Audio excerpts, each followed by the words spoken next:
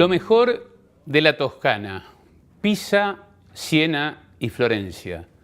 En nuestro reciente viaje a Europa estuvimos en esta región mágica, en esta región impresionante de la zona central de Italia, que tiene por supuesto muchísimo más que Pisa, Siena y Florencia. El problema es que no teníamos los días necesarios para ir, qué sé yo, a Lucca, a San Gimignano, a todo eso que nos ha quedado por ver, que evidentemente nos deja la puerta abierta para tener la excusa de regresar a ese país tan increíble que es Italia. Los invito a que recorramos estas tres ciudades con todo lo que tiene esta región increíble, que es una de las más importantes de Italia, como es la Toscana, con su bagaje de cultura, de historia, con el paisaje increíble que tiene. Vamos a conocer un poquito de esta región. Pisa. Todos sabemos que es mundialmente conocida por la famosa Torre Inclinada. En la Plaza de los Milagros se encuentra un conjunto monumental célebre en el mundo entero, formado por el Duomo, que es la catedral, el baptisterio, el campanile, que es el popularmente conocido como la Torre Inclinada, y el Camposanto.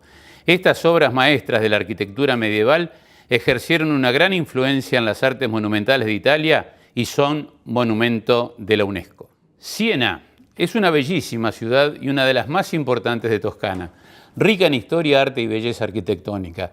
El centro histórico de Siena ha sido declarado por la UNESCO como Patrimonio de la Humanidad en 1995 por considerar que es la encarnación de una ciudad medieval, la Catedral de Siena.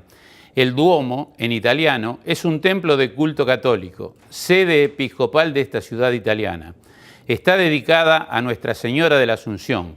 Forma parte del centro histórico de la ciudad y como tal está declarada, como les decíamos, Patrimonio de la Humanidad por la UNESCO. La fachada principal es una de las obras maestras del gótico italiano. Las naves se dividen mediante arcos de medio punto. El exterior e interior del templo aparecen decorados con un placado de mármol blanco y verdoso, formando unas características rayas o bandas horizontales. Blanco y negro son los colores simbólicos de Siena, tomados de los caballos blanco y negro de los fundadores legendarios de la ciudad, Senio y Aschio. Estamos en la Toscana y, por supuesto, la estrella del lugar, la capital de la Toscana es Florencia, y allí lo primero que vimos fue el Duomo, la catedral de Florencia con su enorme cúpula y su altísimo campanile determina la silueta de la ciudad. Ambos edificios están situados junto al baptisterio en la Piazza del Duomo. El nombre de la catedral es Santa María de las Flores. La construcción de la catedral comenzó en 1296, más de 2 siglos después que las catedrales de ciudades cercanas como Pisa o Lucca. La construcción del edificio duró 72 años y finalizó en 1368.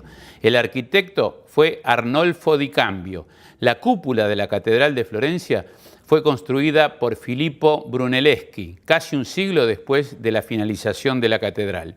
Con 114 metros de altura y 45 metros de diámetro, fue el mayor reto en la vida del arquitecto florentino, un reto que le llevó 14 años. La decoración interior de la cúpula es obra de Giorgio Vasari y Federico Zuccari. Las distintas escenas fueron pintadas entre 1568 y 1579 y representan el juicio final.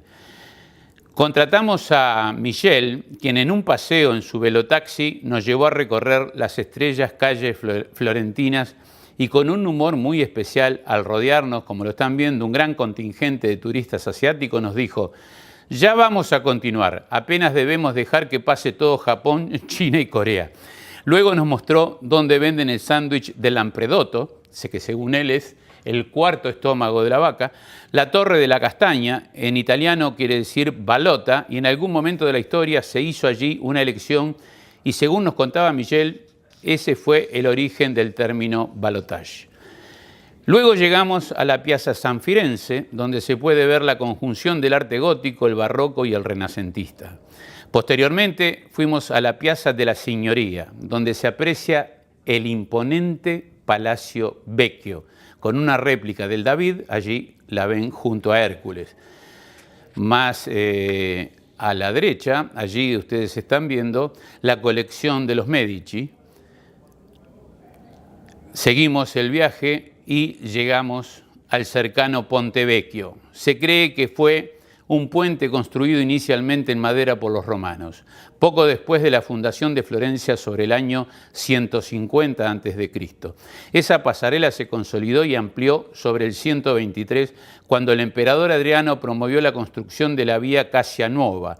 Es difícil saber cuántos puentes han sido destruidos y cuántos reconstruidos por las frecuentes inundaciones del Arno. El Arno es el río que atraviesa Florencia, ¿verdad?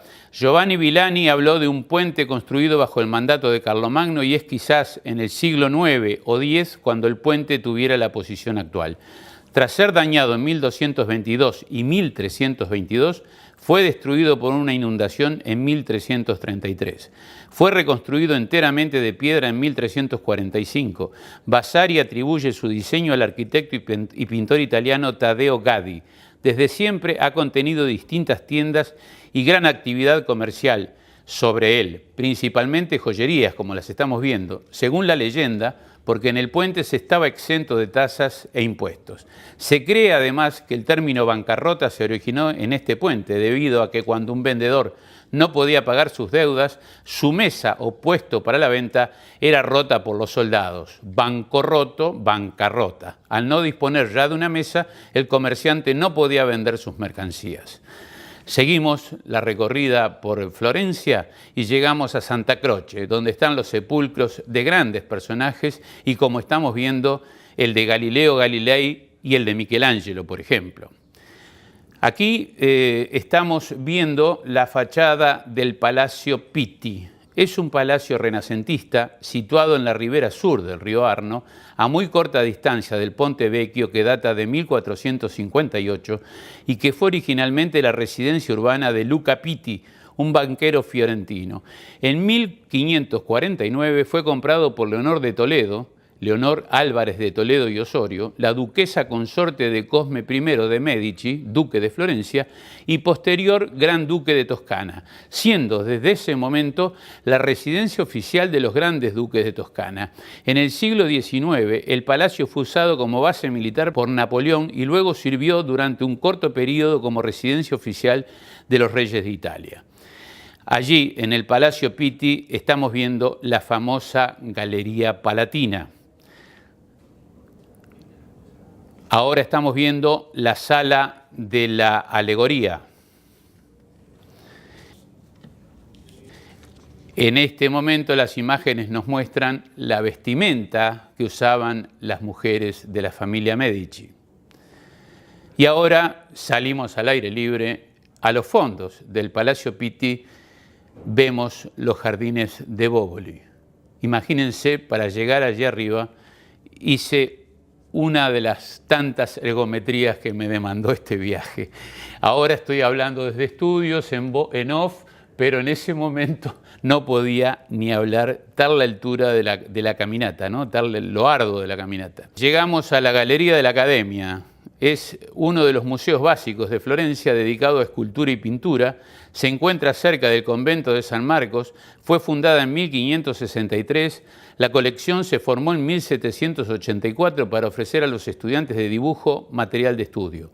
En 1873 se trasladó allí la estatua original del David desde la Plaza de la Señoría, que es lo que estamos viendo en este momento. Hay réplicas del David por toda Florencia, por toda Italia y por todo el mundo, pero esta que estamos viendo es la original. Para finalizar nuestra recorrida por Florencia, les mostramos desde el exterior la Galería de los Uffizi. No nos dio el tiempo realmente para verla en su interior. Esta construcción del Palacio de los Uffizi fue comenzada en 1560 por Giorgio Vasari, siguiendo órdenes de Cosme I de Médicis. Su finalidad inicial era albergar las oficinas de la magistratura florentina, una vez que quedó pequeño el Palazzo Vecchio. De esta función deriva su nombre de Galería de las Oficinas. Las obras terminaron en 1581.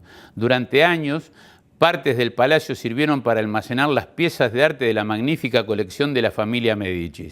Ante la extinción de la dinastía, en el siglo XVIII, las obras de arte corrieron el riesgo de ser transferidas a Viena, ya que el ducado de Florencia pasó a ser dominio austríaco. Sin embargo, la última duquesa, Ana María, había decretado la permanencia de la colección en Florencia al donárselas en su testamento al pueblo florentino. Esto ha sido todo por hoy. Hemos opinado, hemos compartido información, hemos viajado. Los esperamos el próximo jueves para una nueva entrega de Portal de América TV. Nosotros aquí estaremos. ¿Ustedes también?